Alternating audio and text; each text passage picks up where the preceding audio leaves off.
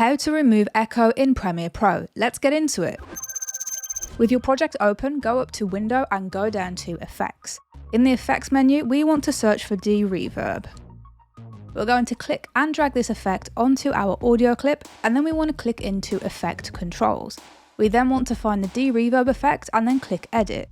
Next, we want to move our playhead to the beginning of our clip and begin listening to our audio with the slider set to 0.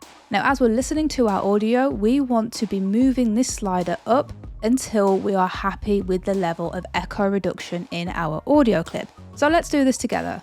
I am recording this voice note in the echoiest part of my house. It's being filmed on my iPhone, and we're going to use this as our demo piece for... Now, as we can see there, my audio did start to lose a little bit of quality towards the end. So I do recommend that you do not ramp this right up to 100, as you will get some distorted audio. Echoiest part of my house. It's being filmed.